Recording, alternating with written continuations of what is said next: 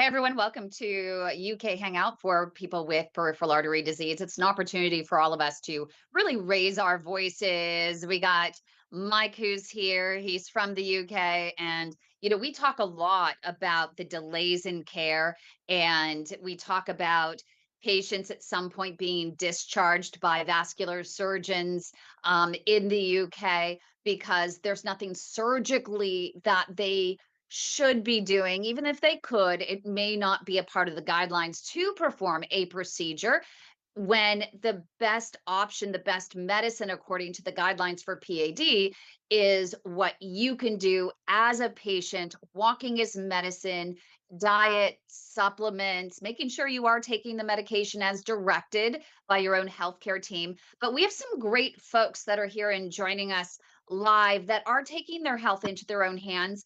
And they're so inspiring. And I think that it's really great to have here experts as our friend Kevin Morgan with inspirationalselfhelp.com always talks about. He has a brand new book that just came out. We'll talk about that. We talked about it this morning in our Collateral Nation podcast. You should check it out. Subscribe to our channel at youtube.com/the@ the way to my heart to find that podcast, as well as great content such as this, and to get engaged in our discussions. Right, Mike? Yes, 100%. Yeah. And we would, like I say, like you were just saying this morning, talking to Kevin and finding out about his new book that he's released on Kindle. I've just actually purchased a copy of it myself. So I'm going to start. Yeah. I've downloaded it onto my Kindle. So yeah, it's just the wait times in the UK everybody's different. Everybody's doctors are different. Everybody's referral is going to be different. It's like I was speaking to Kathy messaged me yesterday and just mentioned, the different points of priority. Like if you go in to see your doctor and you get diagnosed with claudication, intermittent claudication, you're not necessarily going to get rushed through for that. Yeah. So there's just differences in what we're going to be talking about today. Yeah, and Kathy is here. We have Hillary here. We have Tammy here. To all join the discussion on this podcast. And don't worry, your faces are not going to be seen. And we only use our first names, so don't be shy to chime into the conversation. But I love having Kathy here because she is such an inspiration and such a great voice. She's been involved in PAD research, particularly with Walking is Medicine, and our good friend, Dr. Chris Seenan, who's a doctor of physical therapy over in Scotland. He actually, Kathy recalls, was awarded our Walking is Therapy Researcher of the Year for 2024. So he is fantastic. I don't know if he has any new research that he's working on, Kathy. I just pinged him today because walking is one of the best pieces of medicine. It is medicine for PAD. He put in a big application for funding, which he was very optimistic about. Unfortunately, that source didn't want to engage.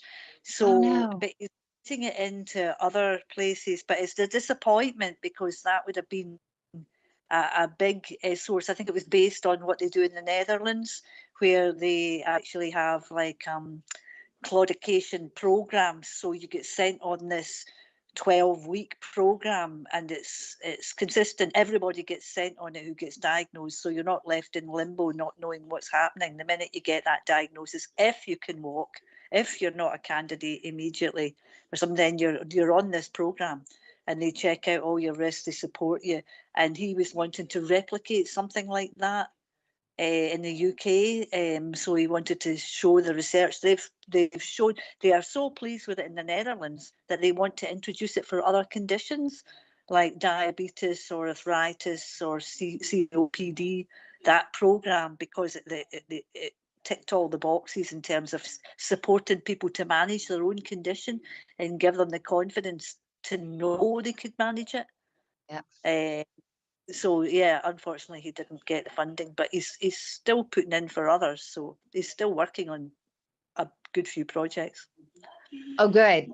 Because we have our new PADtrials.org, and it's been fantastic partnering with the NHS. They've been awesome in providing us with all of the different research opportunities. I think they're leading the world in terms of the number of research projects collectively for PAD, and padtrials.org has a list of all of those different trials that are happening. And we've had two great doctors that have been on talking about them, that are at the highest level in providing the funding for these, their organizations providing the funding for all these research projects. And we have a third one, a researcher from the UK coming on. I think it's September 3rd, right at this time. I think it's the 3rd. That should be the Wednesday. But I think it is. Yeah. But right here during our UK Hangout, this researcher is going to be joining us again to continue to talk about what he's doing in the UK as far as PAD is concerned. So we'll have to get Dr. Christine back, Kathy, as well, to see if we can help out with any other projects and to discuss the opportunities that are available and what he's working on. Yeah, people don't think there's anything happening. But what I was astonished by when I got involved in these clinical trials was the amount of research. There was countless reports, I mean, thousands of reports showing the benefit of walking, but they seem to be unable to convince the funding bodies within the different commissioning groups that this should be money that would be well spent. So while they say that you will be, or you should be, you will be offered a walking programme, invariably you're not. A few people are. Leicester seems to be a standout. Manchester seems to be a bit better. But other places, well, in Scotland, I don't think there's any. There might be one in South Lanarkshire, but pretty well there's none. So you're in that limbo, and that was one of the things that I was talking to Mike about. And this is, I think, where we are having to fill this information gap. Yep, between, which is fine, as long as it's there and as long as they support us, right? As long as somebody was signposting them, and as long as we could get the resources to know that we were in agreement about the resources. Right. That's the difficulty. They're very, very risk averse in terms of giving information to people that isn't actually been approved and gone through all of the protocols of the NHS. But I mean, we are talking walking here, and that was the point I always made. It's not like people are going to go home and never walk again. They're going to get up and walk, and they're going to put their bin out, they're going to walk to the shops. What is the risk involved? Yeah. I mean, with the NHS in Manchester, there is a supervised exercise therapy, a 12-week course that they do supply people with. And I was told when I saw Vascular at the MRI in Manchester, and unfortunately, well, not unfortunately, but fortunately, I was actually traveling to Canada.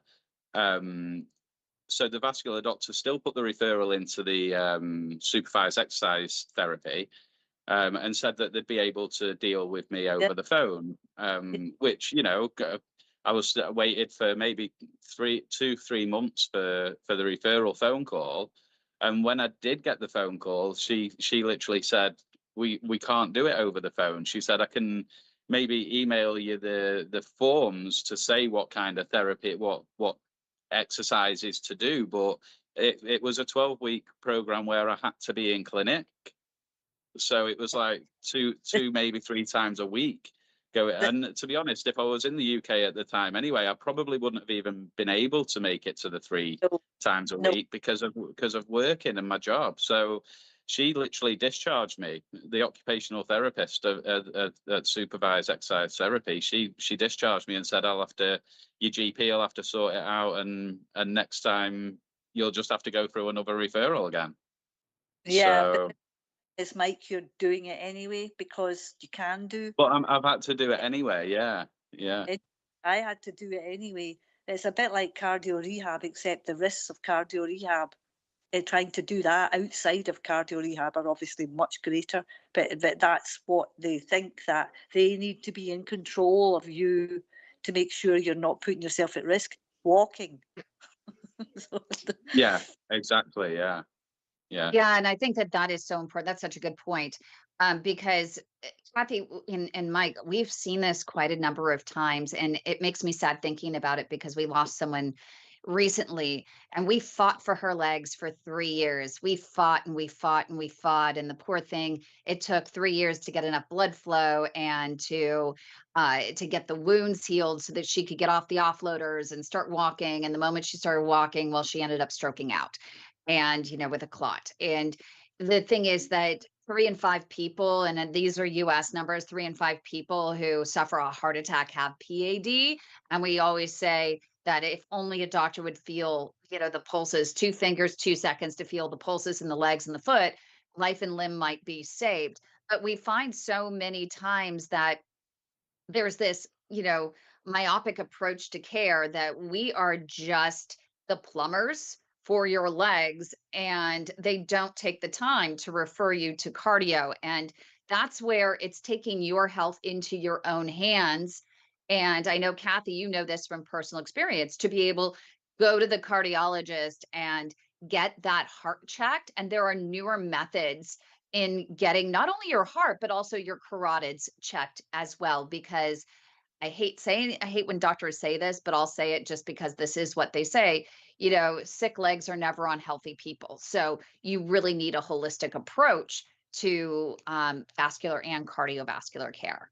Yeah, it worries me when I see people talking about breathlessness when they're on the Yeah. pad, because I'll say, I think you should go to the GP. I think you should go to GP and you should repeat again and again and again. I mean, I was lucky. I got the cardiovascular first.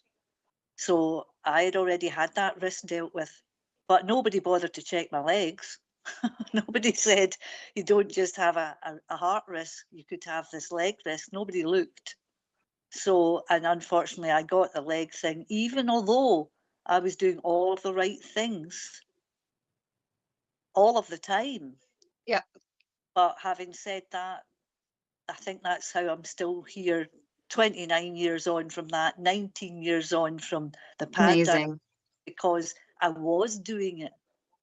Yep. And that's, see, and being a non-smoker, which has probably helped. But it does worry me, people talking about what are obvious possible cardiac symptoms, and you're trying to steer them back to the doctor to ask what are they going to do to assess this cardiac risk. That's another thing that I find that's improved with me since giving up smoking in February is I'm not getting as out of breath as I was, even on the treadmill. Like I do for maybe when I go on the first incline, I notice that I'm getting a little bit breathless on that. But once I carry on going and get the momentum going and the movements going with my body, I think I don't know whether I ever forget about it or whether it just doesn't happen, but the breathlessness just goes. My GP, when I reported that I was breathless, sent me Hillary. sent me for a chest X-ray. I presume because I was a smoker, heavy smoker. I gave up about 5 years ago, but didn't mention my heart. So they're not treating. They treat everything individually. Yeah. So all my thyroids, for instance, my alopecia, everything is individual. And instead of looking at it all at, oh, you're breathless, you've got P.A.D, maybe we should check. And I didn't think at the time, and it was only afterwards. And it takes me so long to get a GP appointment. You're only allowed to discuss one thing at a time. Yeah. And yet it's a holistic condition. Yes. So I find it very frustrating, and I wonder if other people feel it as frustrating. So diagnosed, I had one MRI scan, I was diagnosed, pulses weren't taken in my legs or anything.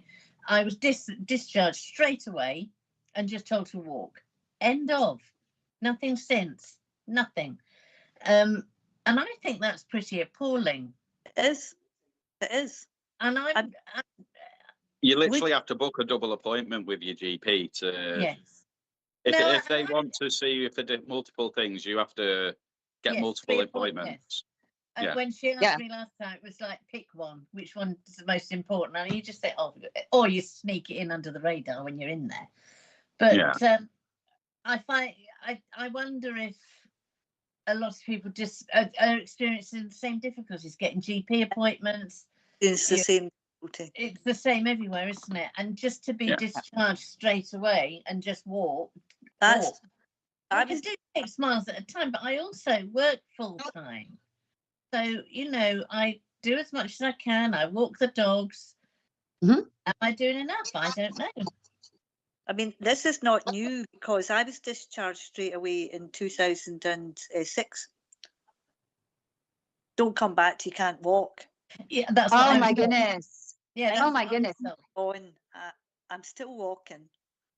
And what's interesting is that they have a couple of studies happening, one in the UK, and we're just now participating in a new study in New Zealand and Australia that the Global P.A.D. Association is supporting with patients from our network on their advisory board for this brand new study. And it's all about aftercare post-procedure. So once they open up the legs, once they get the blood flowing manually, whether it's by endovascular with wires and balloons and potentially roto-rooting devices or stents, or lithotripsy, which is the audio waves to crack the plaque, or bypass or endarterectomy, where they scrape out the plaque manually. I didn't realize that in the UK, they don't have regular follow-up ultrasounds at 3 months, 6 months, and 12 months, as you may see, for example, here in the US. There isn't enough evidence right now to prove that having an ultrasound coupled with the consult would actually improve outcomes. So they're studying this right now. And I think that it's pretty incredible. If you go to padtrials.org, you'll see if one of your facilities is participating in it, because if it was me and I had a procedure, I would want that. But I also think, and I'm curious what you guys think, is I would wonder if following a patient who is an intermittent claudicant, someone who is early stage, and providing maybe an annual ultrasound or one every 2 years, if that might help improve outcomes and prevent patients from showing up in the emergency room, let's say 3 or 5 years down the road, because maybe they'd be a little bit more accountable for their walking program and other lifestyle modifications if they had, instead of being discharged, saying, hey, you're not a surgical candidate right now.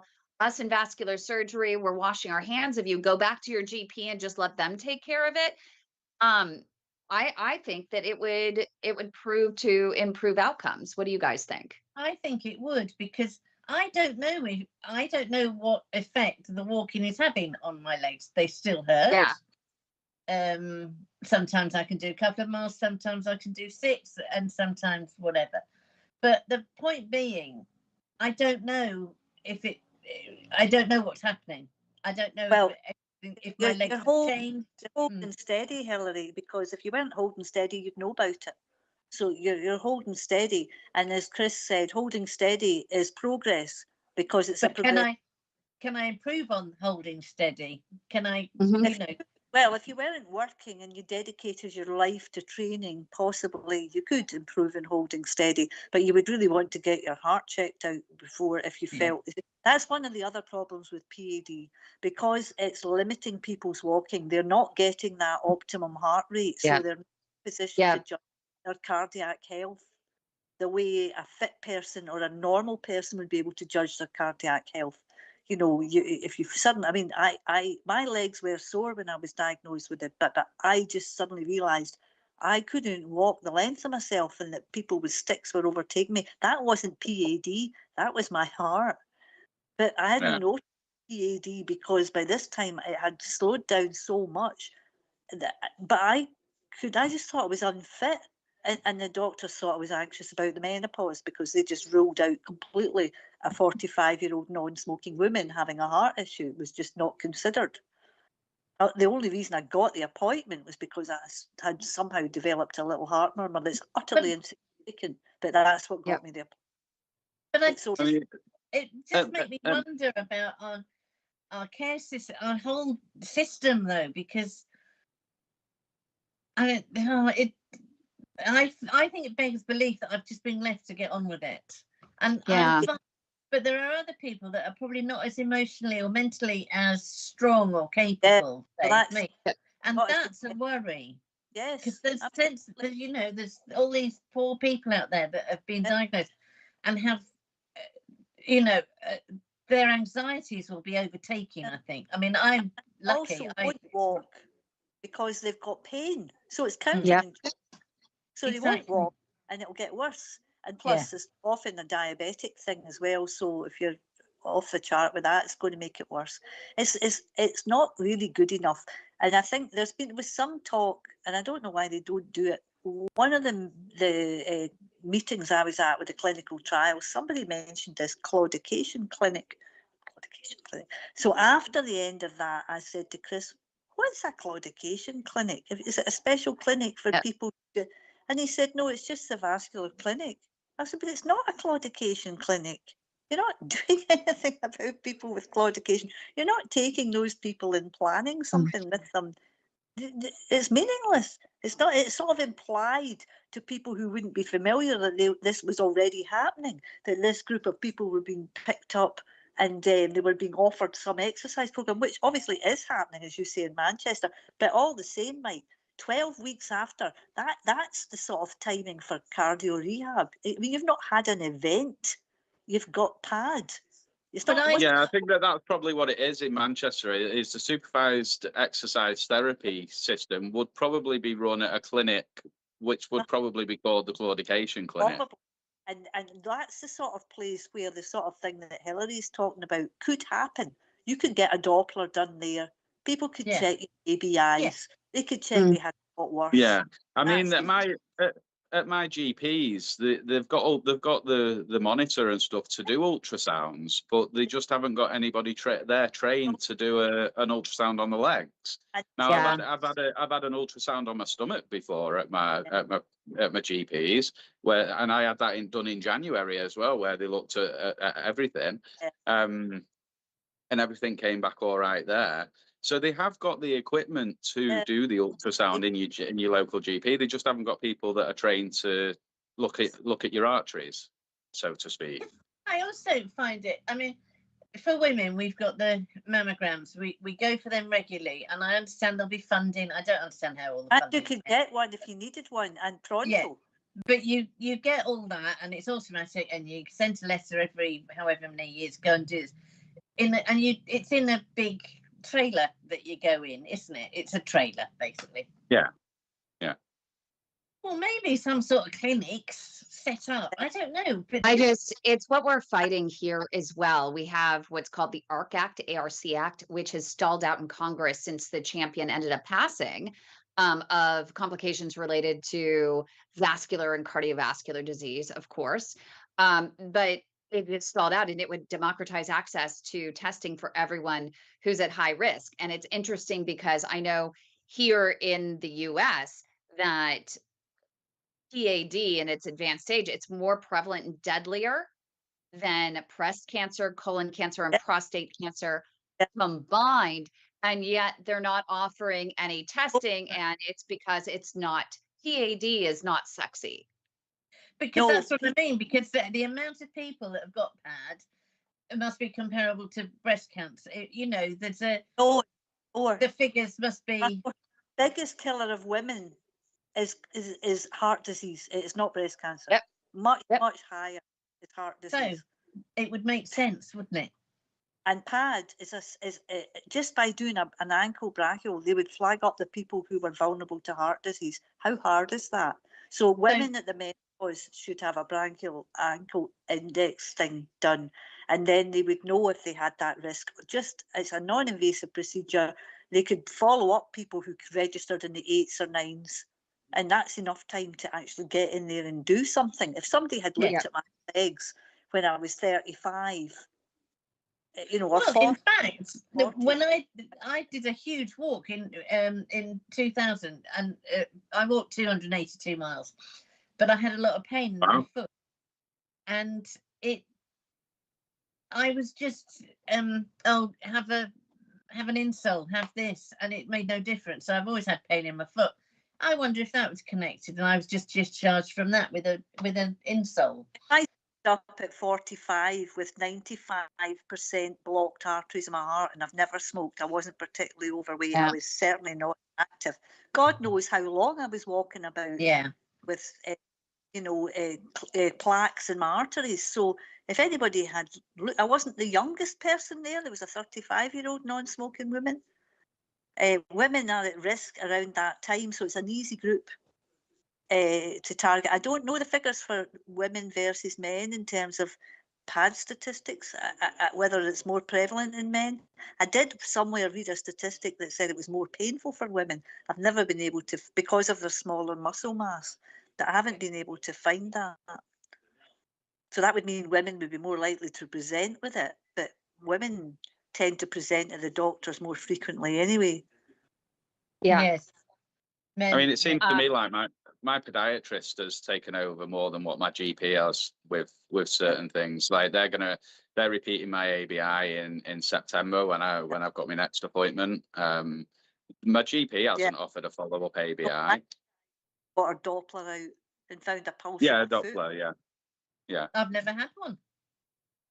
You know, I think it would be so important. It's so easy. It's so much less expensive than a colonoscopy or a mammogram to just take. They could take a Doppler, and even, I mean, at the very minimum, if every single they had it just as they put a little oximeter on the finger, put an oximeter on the toe, and actually be able to determine do a TBI, toe brachial index, to determine if the person is at risk. They could even take a handheld Doppler and just check the foot pulses, and also 2 fingers, 2 seconds, just take off your socks, look at the feet and feel those pulses and see if there's any sort of diminished pulses.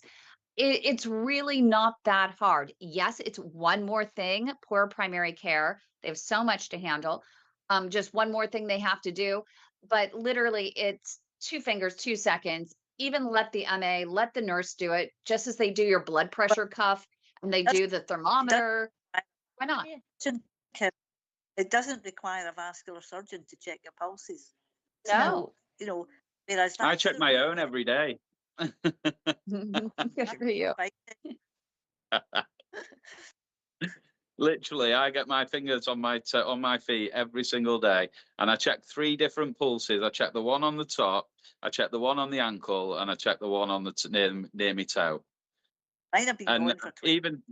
Even today, after talking to Kevin Morgan this morning, we were talking about doing your own SATs probe and getting your SATs on your toes. Now I've got a SATs and oxygen probe here, so, and I completely forgot about it until Kevin mentioned it this morning. So when I got home this afternoon, and I'm getting it out and I'm sticking it on all my toes, making sure that I've got oxygen going to my toe.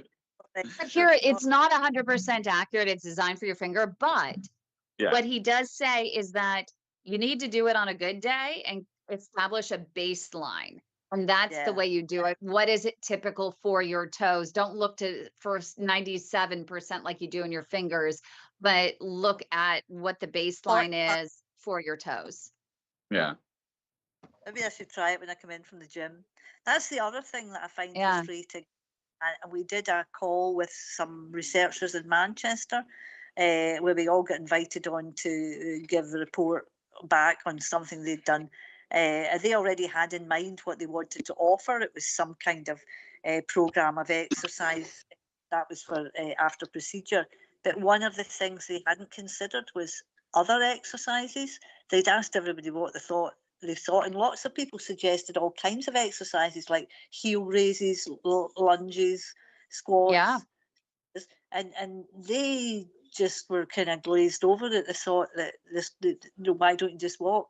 But actually, these exercises make a phenomenal difference to the cardio benefit for P.A.D sufferers, because you can get your heart rate up relatively pain-free with a combination of these kind of exercises, and it makes your legs work much better. So I was at the gym this morning, and if I do 2 arm exercises, and then there was heel raises, lunges at stations, come the run, a shuttle run, I can run. Now, I've got a blue badge and can't walk to put the bin out, but I could run the length of the gym and back again. And that's a real cardio. Really? But only because I've been doing all these other things for the past 35 minutes, and it's got my legs warmed up, the blood is flowing, and I have not just done something that's caused claudication because I've been doing weights, or I've been doing some kind of exercise that doesn't use your calves. so he uses your thighs. So I have found this to be an enormous benefit, but this is just my experience. But I feel they're missing a trick with that. You know, they're not looking at other ways to keep you cardiovascularly fit, even though you've got that risk, because they're just saying walk. But if all you do is walk, you need to be looking at your heart rate and work out what your optimum heart rate is. I do think it's appalling, though, that we have to look at Facebook to get the answers in this day and age. It's like, you know, it's. I want to be looked after by the NHS. Except if you think about it, but you know, they can't, any healthcare system cannot support and scale the amount of resources and programs needed for this growing population across the globe. And I think where it is for these organizations and facilities to partner with organizations like ours and others that can be there when they can't, and make sure that we are following their guidelines and their parameters so that we can be on the phone with you when they cannot. That I would love to launch an actual hotline across the UK versus just having everyone go through our WhatsApp, which they can. They can actually reach us as well through our WhatsApp. But if we had a general, hotline just for PAD for across the NHS, which we have here in the US, people call us all day long and we work with them on their walking. They call us when they're on their walks and we help motivate them. We answer questions about their diet in real time. We give them encouragement in real time. And I think that it would be helpful to have something like that versus you can always reach out to us and I can schedule Zooms or I can schedule WhatsApp calls. They're not set up for that. The protocols around the data management, the confidentiality, I mean, it's incredibly tight. I've done work with the NHS and information and with Macmillan, the cancer charity and information, and the protocols around sharing information in any way, shape or form in the NHS is unbelievably bureaucratic. But here it is that they don't need to. These patients don't have to tell us who they are. They don't have to tell us anything. They can just, and we're not there to give medical advice. And they can just call it their own. They would say even saying to someone, you know, walk on your treadmill, put it on an incline. No, you know, they wouldn't be happy with that because what if? Yeah, we don't give that sort of medical advice. If it's in there, there are protocols, for example, here in the US that talk about what you can do. And so there are protocols. There's a slide deck that you can download from, I think it's the American, I can't remember where I downloaded it from. It was either the American Heart Association or American Cardiology, College of Cardiology. And they have exactly how they walk patients through their program. And so we can actually say, hey, according to the American Heart Association or the American College of Cardiology, they say that this is the protocol for advancing on a treadmill or advancing on a street as you try to improve your claudication. I don't know if there's something like that in the UK. Sources, there's couch to 10K, but they just say check with your doctor first. So you check with your doctor, and if you're good to exercise, then you can use these resources.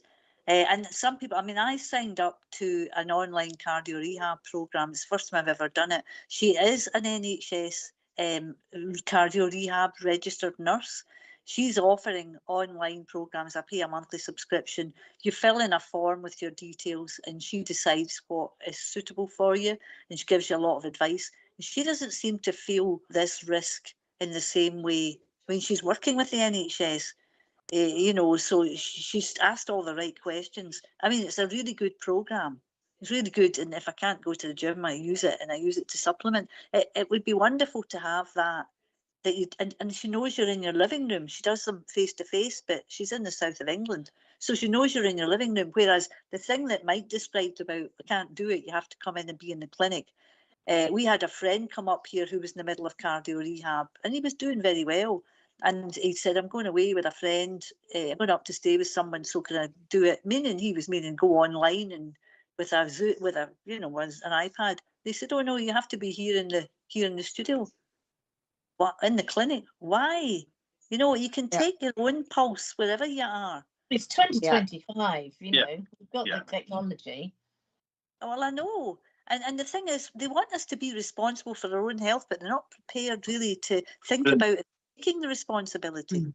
Yeah, I took the exercise therapy sheet that the lady emailed me from occupational therapy, and I just kind of looked at it and I was like, right, okay, well, I kind of do the majority of them things on a daily basis anyway, so it wasn't really helping me in any way. I just threw it into my routine and just added onto it myself, and doing the stretches myself, doing we're probably not the worst offender. I mean, I have always walked, so I never understood why I got this.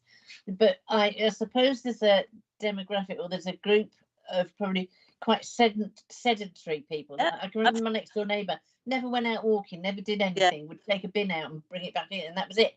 Yeah. And there are millions of people like that. I just didn't realise, you forget that when I walked with a friend the other week, and it was like, I have to walk fast to get the pain going. Well, not fast, but at a pace. Dawdling's not going to help me. And I couldn't get any pain going because she was just, we nearly finished. I hadn't even done a quarter of a mile, and I'm thinking, dear God. So there must be a huge contingency of people that don't exercise. So walking to them is a nightmare. Yes, but if they get diagnosed with this, they really are on, But they have to be motivated to act on it. And if they've never done it, it's that sort of, you hit the depression, you hit a wall, and you think, oh God. The model isn't going to get these people walking, is it? No. I think it's unless you're in CLI or you've got your toes are black and you've got gangrene and you go to your GP for that. It's all just going to be the same thing with doing it yourself, making sure that you're taking your medications, making sure you're exercising, healthy diet, heart healthy diet. I struggle with that. It's literally, you're just left to your own devices unless something dramatically changes and you're forced to go back anyway. Isn't it about, I mean, we're all adults, right? And so the way they're saying is, why do adults need babysitters? They're told what they're supposed to be doing, and they should be doing, and taking their health into their own hands, which is why I love this. But I do agree with you guys as well, that I think that there needs to be a balance. And I feel as though they've gone to this other extreme to completely discharge you versus just giving you a little bit of love and encouragement to say an affirmation that either you're doing the right thing or you're not. But for example, we have Tammy who's on here as well, and she's listening in, and she had this aortobifemoral bypass, and they're like, we're done with you, just go walk. But they don't even bother to do any sort of follow-up to check to see, oh, we did this big bypass. But maybe those doctors don't treat small arteries below the knee. And if you're continuing to have, rest pain that is waking you up at night, that means there's something else going wrong. You can't just go walk, walk, walk. If you have a big bypass, such as what she's had, yes, it's good to see if the lower vessels, the plumbing below, reperfuse. And if you try walking, you could grow some collateral vessels. But if that's not working, you can't just discharge a patient, which they're doing. You need to allow for follow-up, and you need to say, well, you know what? Hey, patient, your plumbing below is not supporting the faucet being turned on, but we can't do anything about it. Give the patient a chance to go somewhere else where maybe there is a doctor who does treat the below the knee arteries into the feet to create a channel for the blood flow, the faucet once turned on, to go. But that's also not happening. Care across the UK is kind of like here in the US, where guidelines support all different methods, right? And there's no consistency in care because there's not enough evidence.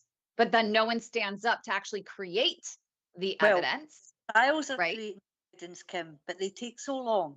And how Yeah, many forever.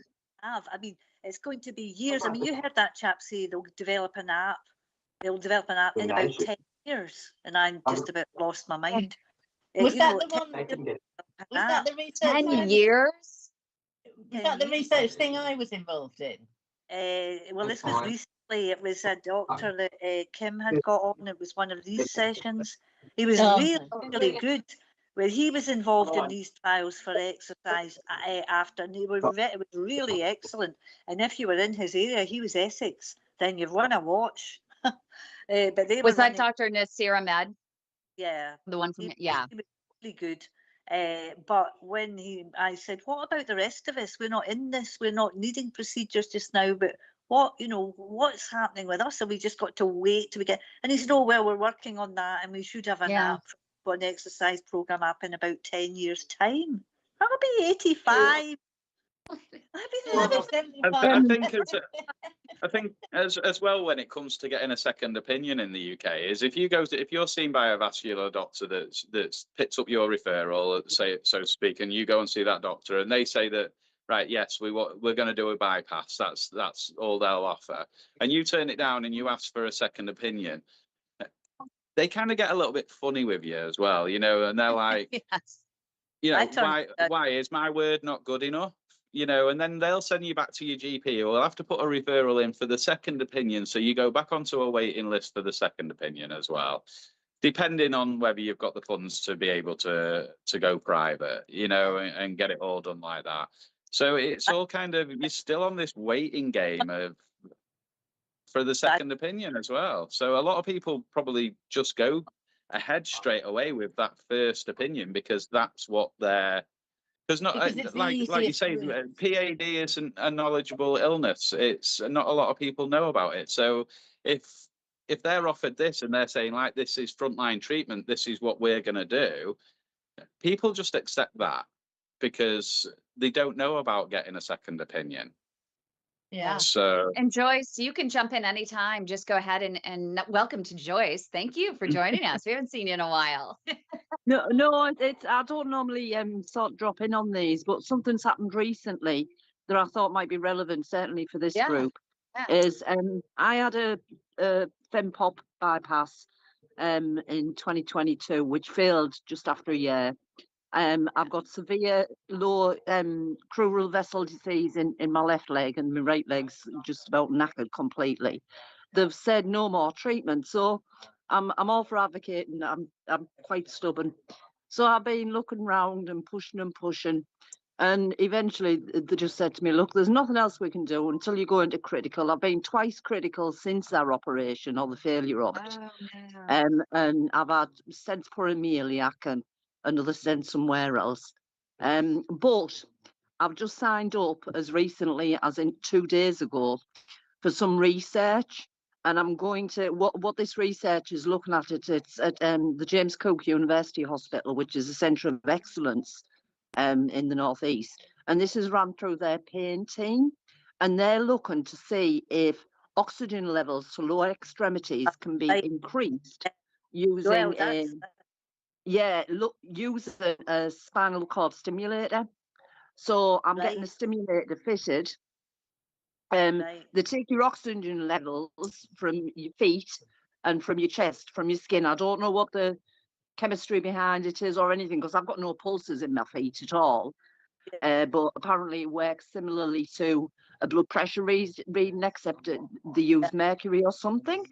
Anyway, so interesting about that is that they're willing to implant a spinal stimulator, but they won't go in and open up your vessels below the knee and into the foot to at least get you started in growing, give you just a little bit more blood flow to get you walking so you can start growing collateral vessels. That's the whole point. Is at the moment I can't do the walking, and I said to her, she said, well, what we know that it works for, neuropathy pain and things like that. Is it a vascular surgeon that's doing it, or is it an orthopedic surgeon that's doing it? Because that was the thing that chap in Essex said. They were getting a lot of this stuff done by orthopedic surgeons. Yeah, either ortho or IR. Surgeons. So I'm wondering if that procedure's been done by another surgeon. because Yeah. rather than vascular, although it's a vascular that- It's definitely not a vascular surgeon who's doing No. it. No, It's- definitely not. So that's why And that between them. so, they said I should have some reduction in breakthrough pain on a night, because nighttime pain is the worst for anybody who has it. They'll know it is resting pain when you're laid flat. Yeah. That would be great if it works. That would be great. Well, then I'll Right, be able but to the start thing walking. is, I don't understand why they don't go in and at least open up those arteries. Don't go in and go 0 to hero and try to get 100% blood flow through the major arteries. But it's like, why don't you go in, just create a slight channel that could give you just enough pain relief? It's not a matter of if it's going to close, it's a matter of when. That's fantastic. It doesn't matter, but it gives you just enough blood flow to relieve the pain, especially at night, so that you can wake up refreshed and you can get up and you can start walking to build your own collateral vessels. I don't understand, like, why not start there? And if that doesn't work, then put in the spinal stimulator. Because the spinal stimulator, it's just they just seem to stop at that thing. I said, can't I have because I did an angioplasty on my popliteal, and I said, can I have a stent in, flexible stent? They said no, because it'll fail. I said I know, but it might give me 3 months, They 6 months. give me any option but a bypass, and yet I've got stents in my heart. And point blank It they said no. One failed after 4 years. But the other it's interesting because Dr. Lorenzo Petrone was a big proponent of the Supera stent, which is the flexible stent. And I think maybe, Joyce, you might have heard it through our network several years ago when Dr. Petrone, before he moved to Italy, he was in London and he was on the cutting edge there and providing advanced care through Northwick. He was our first ever global doctor of the year, but he talked about it. And the thing is, you're phrasing it correctly, that I know, doctor, it is going to fail. My whole thing is, I just need a little bit of pain relief because I want to walk. And I know that I can grow a lot of collateral vessels around that particular area. Just give me this much blood flow so I can start walking. So when it fails, I'm going to have enough collateral vessels. Well, that's what happened with my heart. When the graft failed, I didn't have that bad a heart attack because there was so much collateral, because it had been failing and failing and failing. And I had been exercising like a fiend.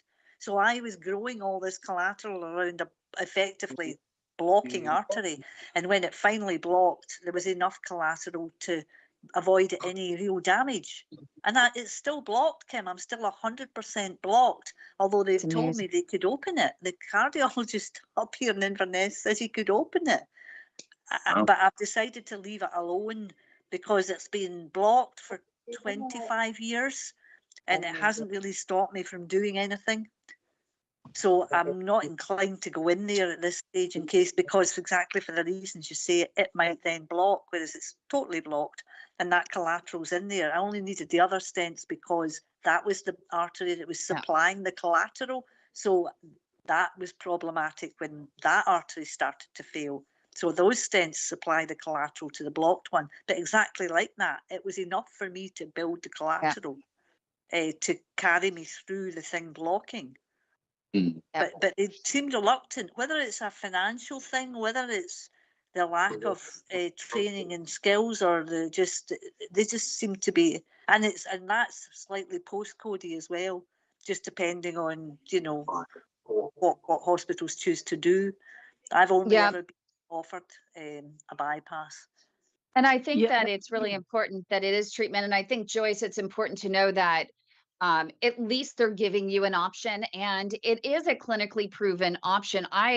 We had someone that was here in the US that we talked to. It was a Dr. Elsie Coe. If you go to our YouTube channel, youtube.com/the way to my heart, and look up spinal stimulators, we talk in depth with Dr. Elsie Coe, KOH, about them. And one of the things that she said is a side effect of the spinal stimulator is that it actually can stimulate this collateral vessel growth in the legs. And they didn't realize it. And they said that the UK is on the cutting edge and the most progressive in doing the testing and using it for people with PAD. So it is an option for you. And if it's the only option that they're offering, well then, you know what? It may be just what you need. And it would be great to see when the clinical evidence comes out, well, maybe you don't need any other procedure, right, to open up those arteries if this can artificially stimulate the collateral vessel growth in your legs. I just am always about less is more, and they actually have to put a device, right, plant a device in you, which is a foreign object. Well, I mean, luckily it's classed as minimally invasive, and it'll be local anaesthetic, which is absolutely fine. And I'm a last chance saloon basically, because as anybody who's got PAD, if it gets you down, there's no denying it. You can only keep, you can only keep your fight up for so long before you do get to a point where you just think, what the hell am I doing? I'm, I mean, I don't want to resign myself to this, but I'm going to have to. At the moment, I'm nowhere near that. It's just so frustrating because, in the UK here, you see all the evidence is there from America.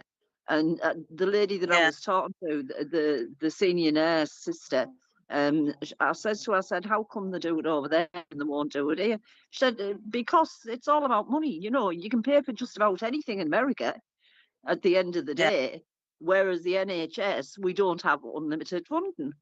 No, and they, they're not very good at shouting their corner. It's a Cinderella disease. It's not sexy like cardiovascular and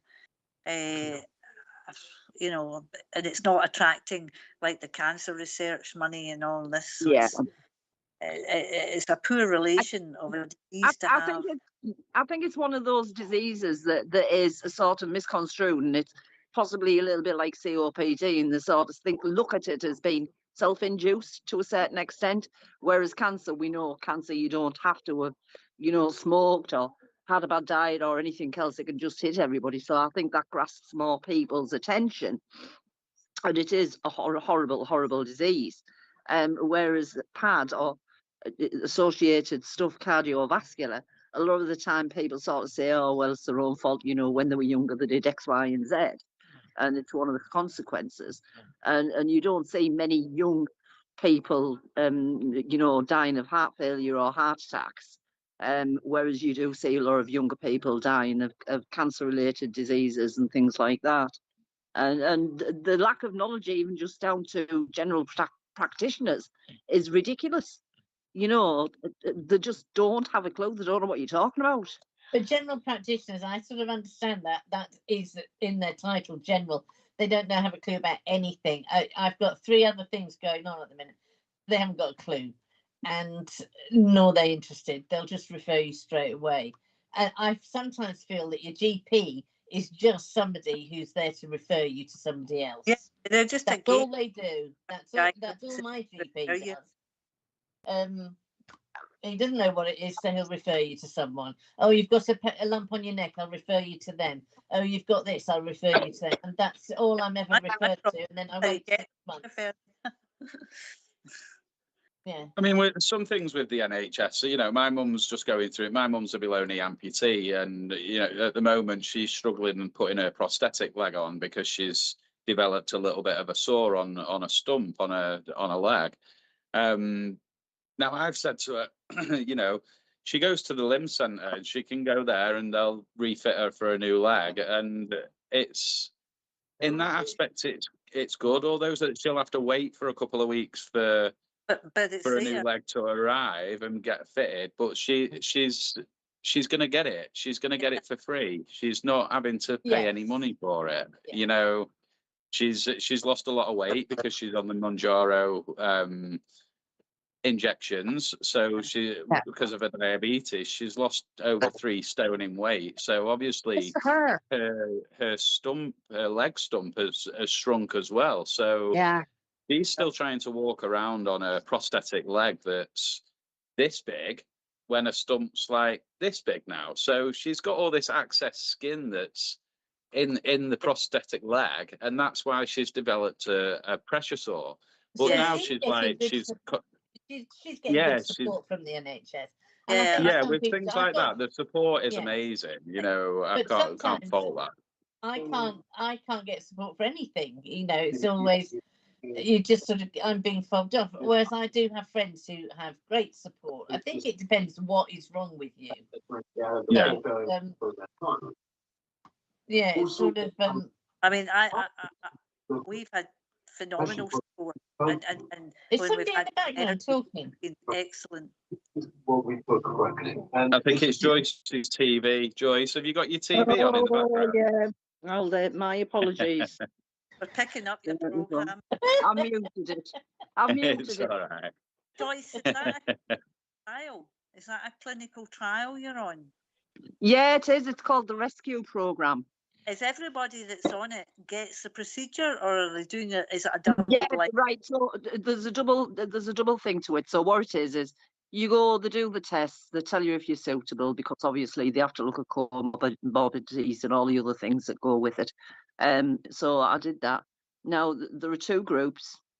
First group, you have intensive pain management for a 6-month period, with all that they can throw at you, well, whatever it may be. Except an electrical stimulator. Except all the stimulator. The second group get the stimulator, and it is brilliant. It is just purely the push a button, the computer, and flip the coin. Yeah, flips the coin. It says yes or no, whichever you get.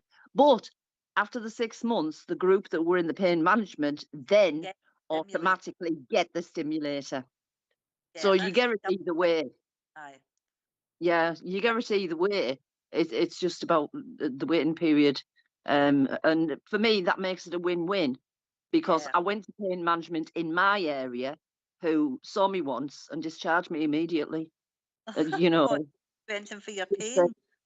Just said, yeah, you know, because I take morphine for breakthrough pain on a night, and I'm only on small doses, and I don't take it every night. I wait till I've had 2 nights in a row where I've had no sleep at all, and then I'll take it. And then I'm on sort of regular pain medication during the day, and stuff like that. So all that they said to me at pain management was, yeah, just carry on. Just you need to be careful with the morphine because you know it's addictive. I said, I know it's addictive.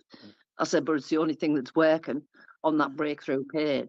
And they said, fine, we're discharging you. And that was it. Wow. Can I ask, Joyce, when you decided on the bypass, how did that happen? Were you just told that would help? Were you told that was the only option? Were you walking at all before that? Right. So for me, what it was I'd been having problems for, I'd say, about 1.5 years. My walking was getting progressively more and more painful. Initially, GP said sciatica. Then they wait 6 months. If it's still there, they'll refer you on to MSK. So I went to MSK, who said, no, it's not musculoskeletal. We'll send you to podiatry. And podiatry were the ones who did an ABI on me. And they're the ones who said, you got no pulses. And your pulse in your femoral's really weak. We need to get you to see Vascular. And Vascular did an MRI with contrast, and then you know, it was a case of, right, these are where your blockages are. We need to have a look what's going on with your femoral. And what it was that was totally like clotting up. The clots were just building on top of each other, the fresh thrombosis. So they did the bypass. The popliteal below the knee was also blocked, so they did a balloon angiogram at the same time. And then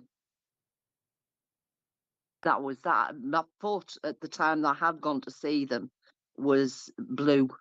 It was blue almost. It was critical. So that's why they did stage. bypass. Yeah. Were you a smoker, Joyce? Were you a smoker? Yes, I was. And from that point, because they did vein mapping, and I'd already previously, when I was 38, I had a triple heart bypass. None of my arteries were any good to use, so they used a prosthetic graft, a TPFT or whatever it's called, and they did say that those are more prone to blocking and failing than your own bodily parts are, which is basically what happened with mine. Yeah. So well, I had an artery out an arm and it still failed. So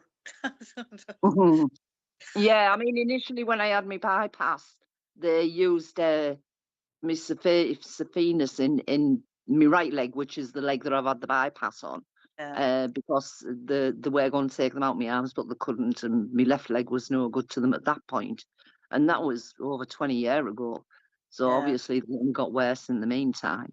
And then following on from that, foot care is such a vital thing that you need to keep an eye on, because the two times that I've been critical since then have just started off with silly little keens in my foot. You know, when your skin dries out and you get this little keen in your foot. And they've started out like that and then turned into ulcers, and because the blood flow hasn't been there. And then it's more CTs or MRIs and find out what's blocked and sticking a stent in it, and and send you away, and that's it.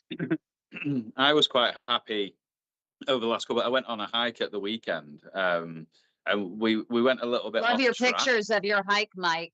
Yes, thank I you. love that you share them. Kathy, what's the URL for our group so people can see these pictures? So if they're tuning in here on YouTube, they can join the group and partake and share their hikes as well, because it's so fun to see Mike's hikes. I'm going to start sharing mine, I think. Yes, please. Yeah. I mean, it's great. Okay. It's great for inspiration. And there's a lady on the group called VJ who goes on mountain climbs, and you know, her photos are so inspirational off the group. You know, she really makes you want to get up and get out. I mean, I went, like I was just about to say, we went for a hike at the weekend, and we went a little bit off the beaten track. There was a couple of actual signs actually saying single bypass this way or double bypass this way. So that was quite random. But we went a bit off the beaten track, and we got to a place where there was a lot of tree fall, and it was really dried out because of the sun. And I had a pair of shorts on, and I noticed that some of the branches off the trees were flicking up and hitting my legs. So I started, like, you know, worrying about it. I was like, right, I need to be a little bit more careful. So when I got home, just on my shin, I actually noticed that I've got a couple of little cuts on my shin. And I was like, oh no, please, you know, this can't get any worse than what it is. But, you know, they've healed, they've scabbed over now. And that's what I'm just thankful that, you know, you do worry, like Joy said, you have to take real good care of your feet now. And you're constantly worrying about whether you're going to get a cut or a slice, or whether you're going to stump your toe on something. I think in weather like this, what's killing is that I'm wearing walking boots. It's 30 degrees out there, and I've got socks and walking boots on, and it's like it's so hot, and you're sweating, and it's like. But anything better safe than sorry. I wore sandals and I didn't wear socks, but it was a bar to car type event. It was a afternoon tea in a village hall car park outside, and eat the tea back in the car. So I thought, God, it's 33 degrees here. I mean, you don't get many chances to wear a dress and sandals in the Scottish Highlands. I'm going for it.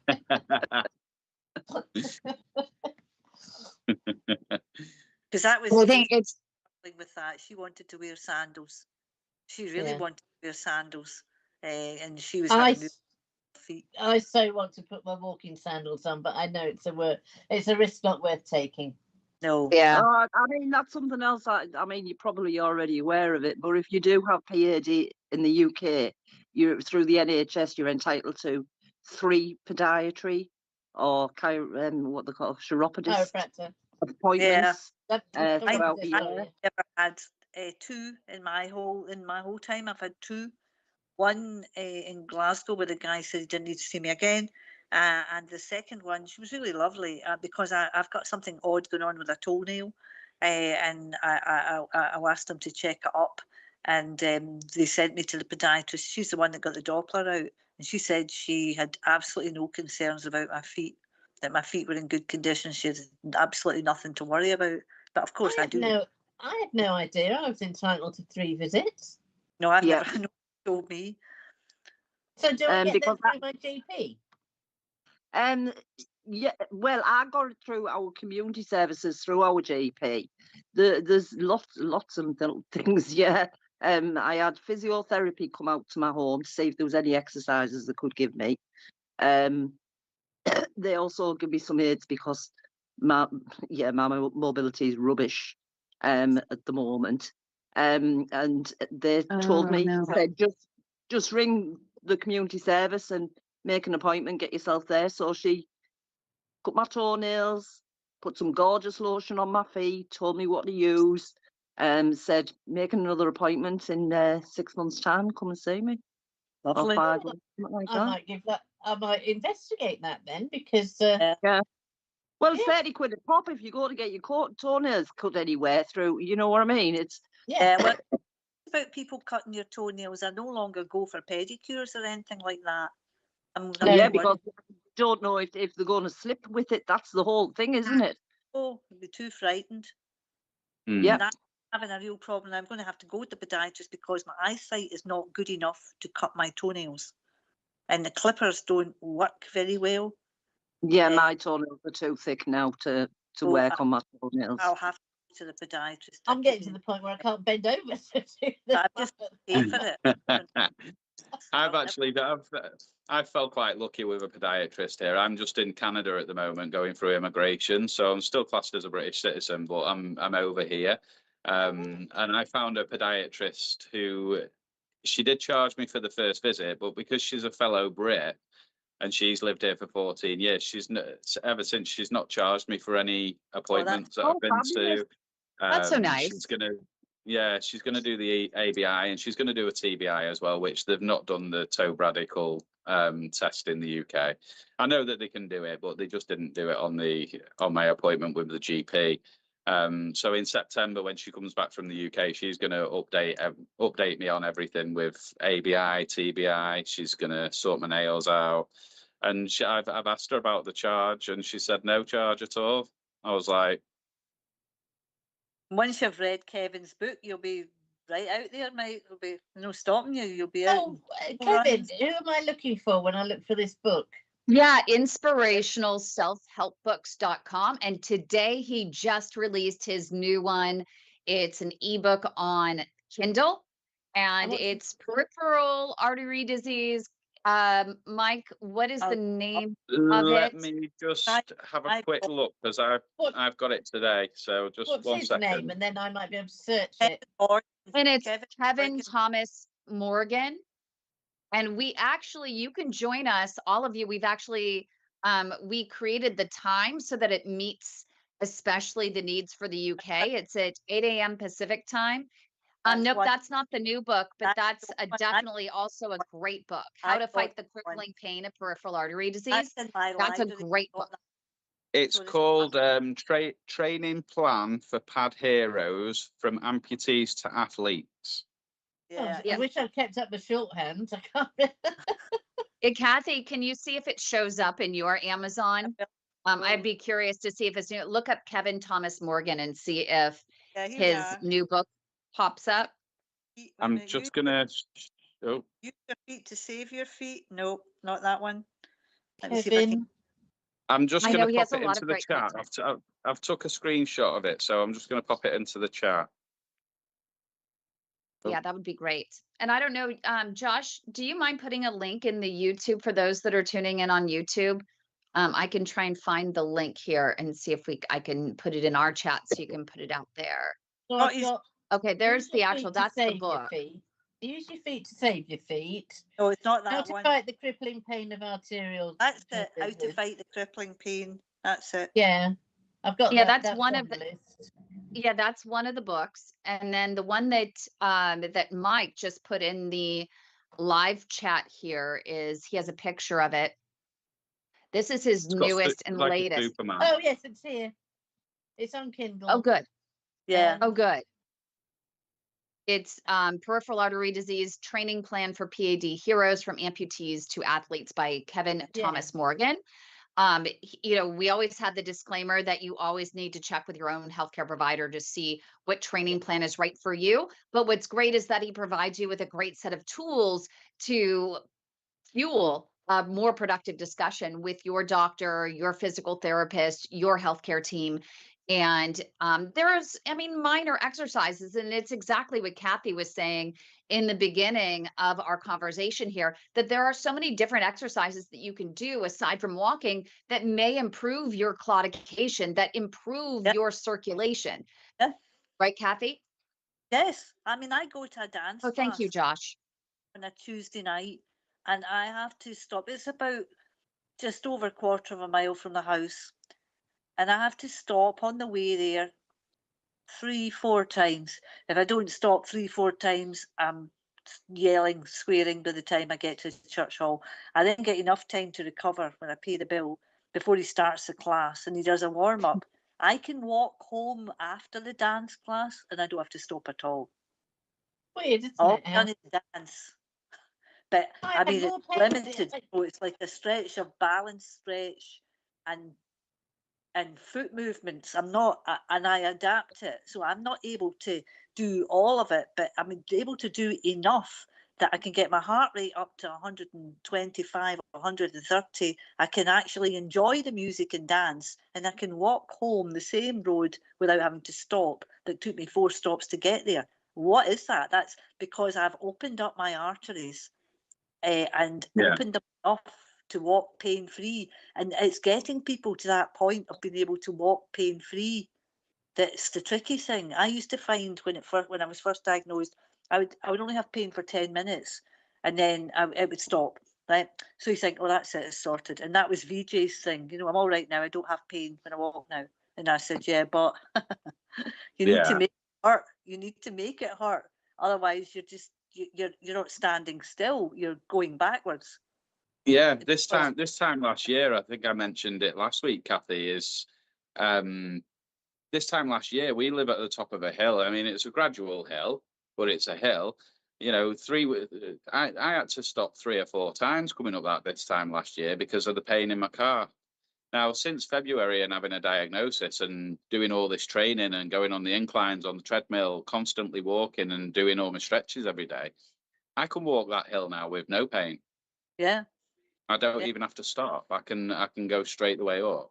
Do you find though that some days you can walk 6 miles? Yeah, I know. And there's a bit of pain maybe, or there's a bit of discomfort, and then another day you'll walk half a mile and you're in agony, and it's like and it'll be the same walk maybe that I've started to do, and I find that very odd. I just think, oh, can I just do the 6 miles every whenever, every other day or whatever? But I do find that some days it's okay and other days it's definitely not.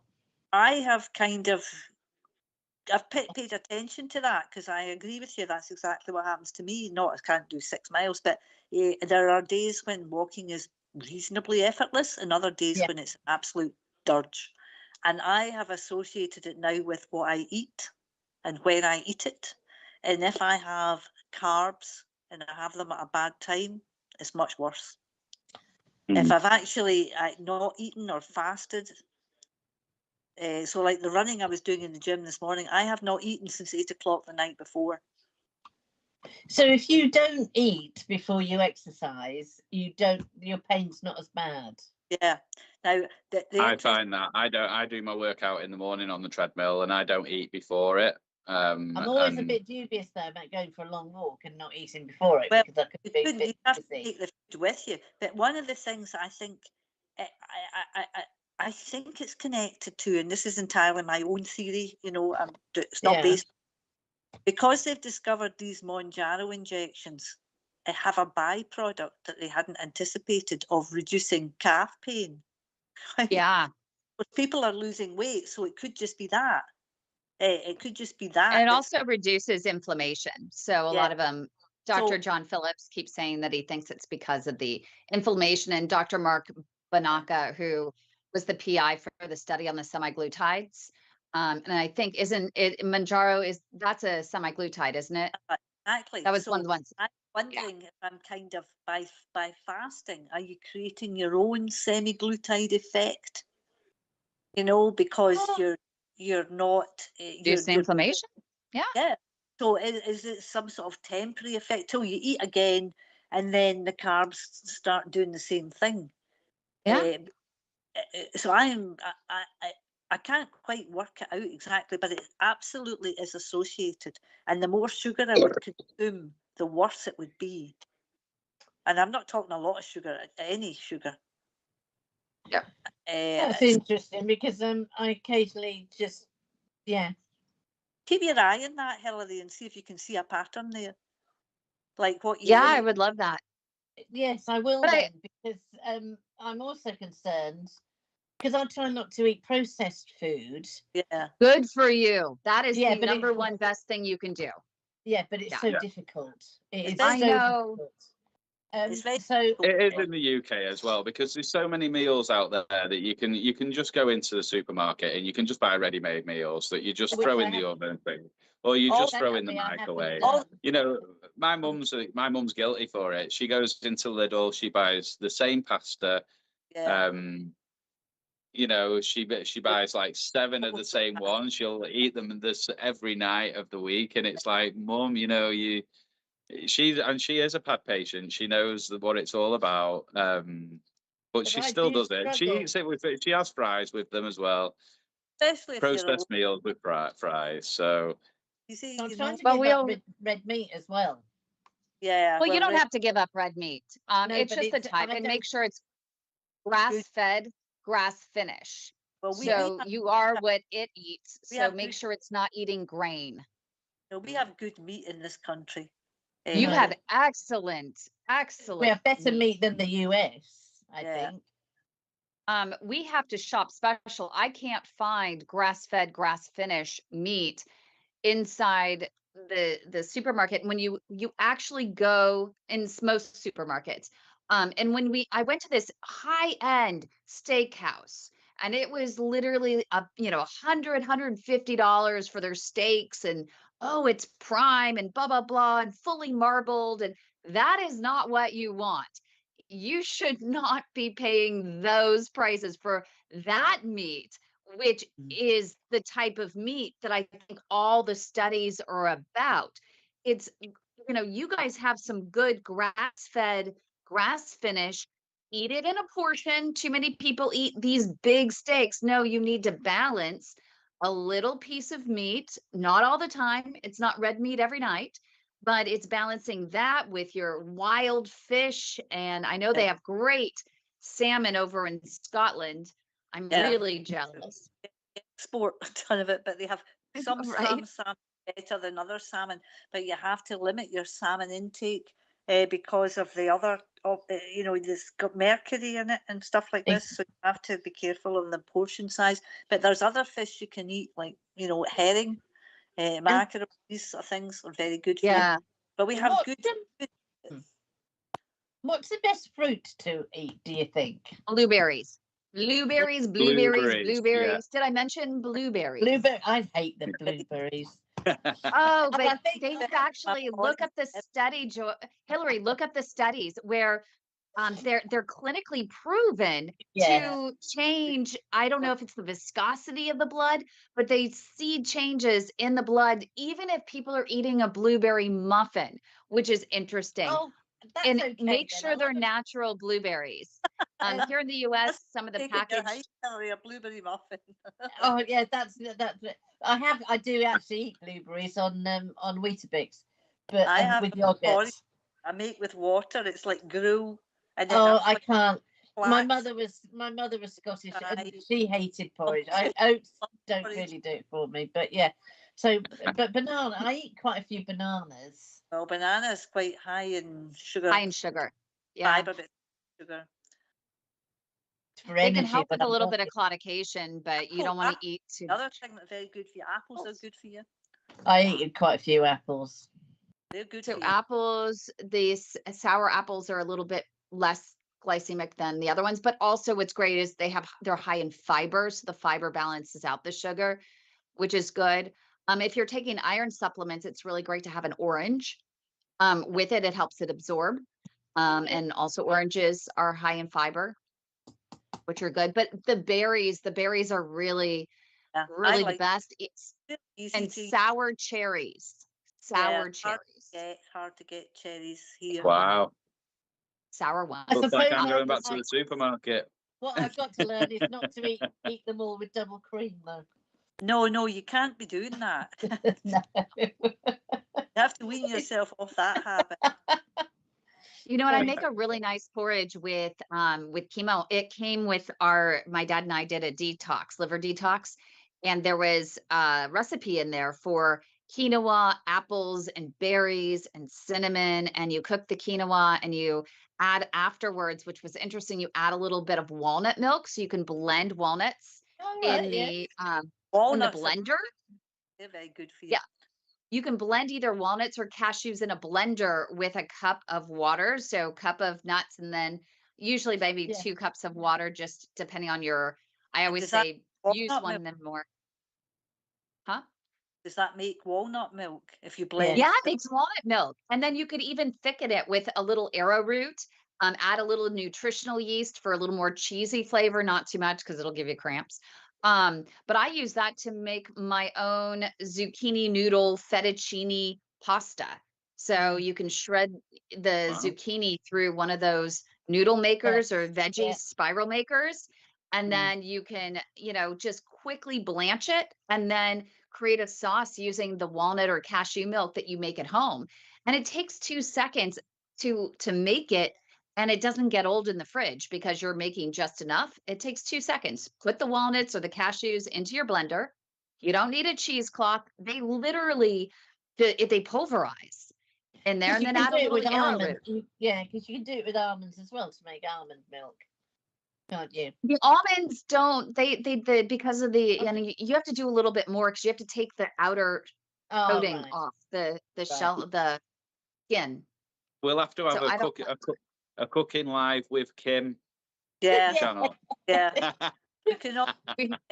Don't give Josh, our producer, any ideas. He wants me to do those because I'm such a joke in the kitchen. Have you done a P.A.D cookbook? We do. It's called Food for Thought. Thanks for the plug. It's called Food for Thought. It's you can search on Amazon peripheral artery disease, and it's one of those. Oh, look who has it! Oh my God, I didn't know you had the book. Yeah, I bought this a couple of months ago. Oh, is it helpful? I mean, it doesn't have a bunch of recipes in it. We're looking to maybe expand it this next iteration in volume 2 and add recipes. But our theory was that what we wanted to do.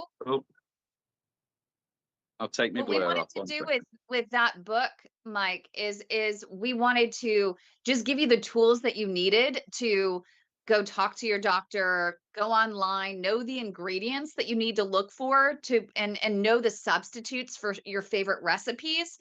Because I don't know about you, but I just Google. I'm like, oh, I need a gluten-free, dairy-free fettuccine Alfredo. And then it pops up with a million recipes.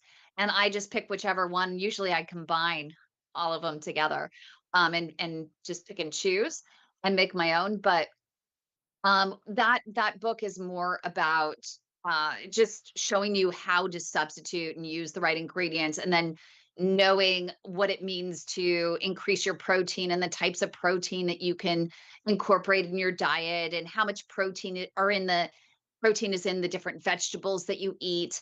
If you have an MTHFR mutation, which so many have, and they don't get guidance from anyone else on it, we wanted to have at least a tool in that book that patients could use to give them a start to having that better conversation with their doctors or their nutritionists about creating a program right for them. I've added it to my basket. Oh yeah. I'll buy Kevin's book tonight. I think Kevin's really inspirational. I've also added Kevin's things to my Kindle, but I don't know where my Kindle is, which is a bit and next week. Kathy, next week, we are going to today in our Collateral Nation, you can actually go back and watch it, but in our Collateral Nation today, we did a little Cliff Notes version of the first 10 chapters. And then next Wednesday, it would be 4 p.m. I think your time in the UK, 4 or 5 p.m. your time in the UK. It's the same time that we always interview Chris at for the show. I think it's 8 o'clock Pacific, so it'd be 8 hours, would be 4 p.m. UK. Next Wednesday, I think, is that thing that Sue and I have signed up for, and Mike has signed up for, and it's half an hour over our time, isn't it? What does it start at 6:30, and then goes on to 7:30? So we'll be half an hour into this time. It's on the same night. I think it's next Wednesday, Mike. I mean, you know, and that one it'll be interesting to hear what you find out from that, because it's a training program for clinicians, and it's sponsored by Shockwave. So they're going to be sharing, it'll be interesting for you. They're going to be sharing cases about where Shockwave was actually used, the lithotripsy. So it probably could be some really great cases for you guys to see where they're using this audio wave technology to crack the plaque, and then they follow with a drug-coated balloon.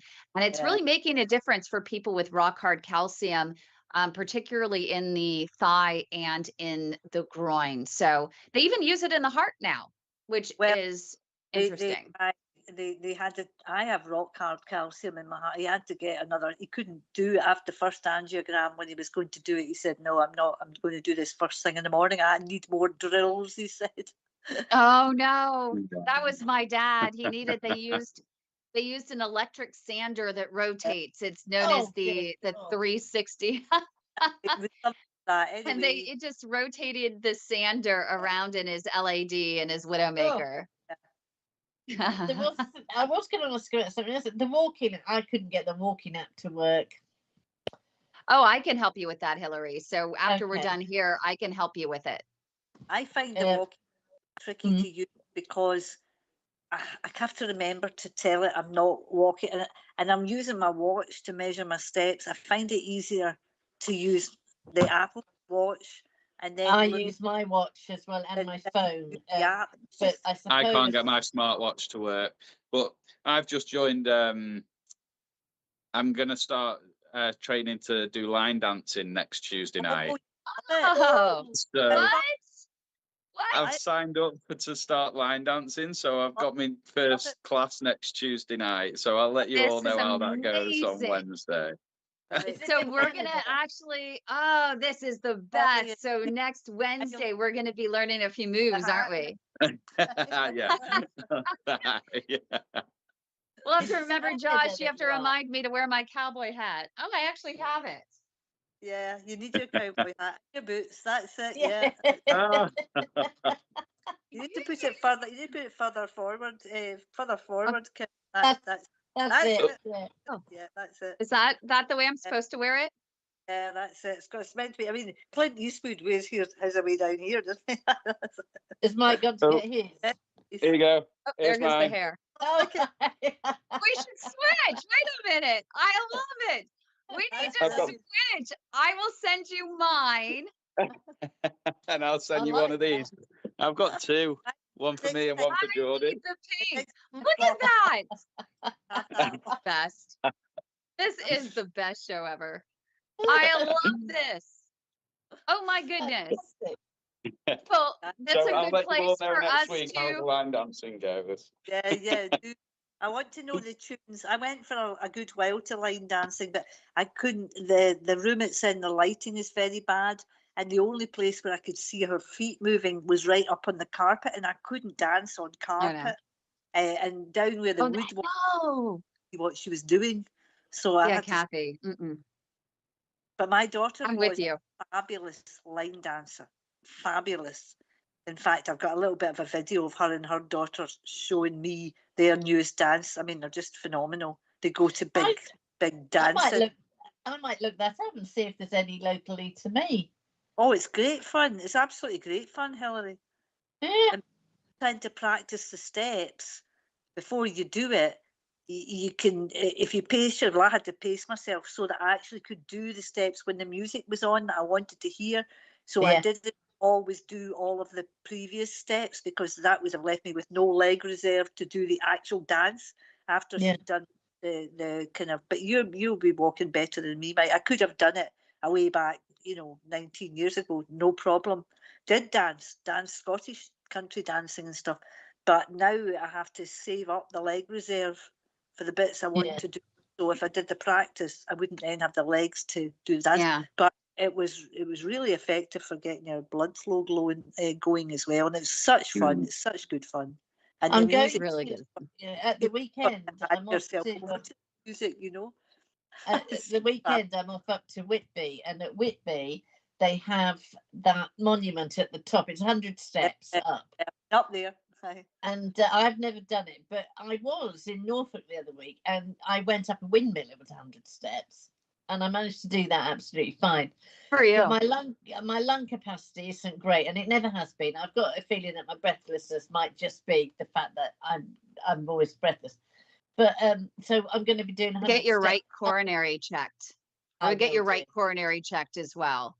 That was, my dad had breathless, and it could be a lot of things. It could be like a COPD. It could be out of shape. Like, it could be anything, but it's worth, when you have P.A.D, to just double check your right coronary. And that's something that Kathy emphasized earlier as well. Yes, I will do that.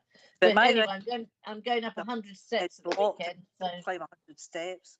I mean, I used to have 100 steps to my desk. And every lunchtime I would go out and I would climb these 100 steps without stopping every day to my desk up until I retired.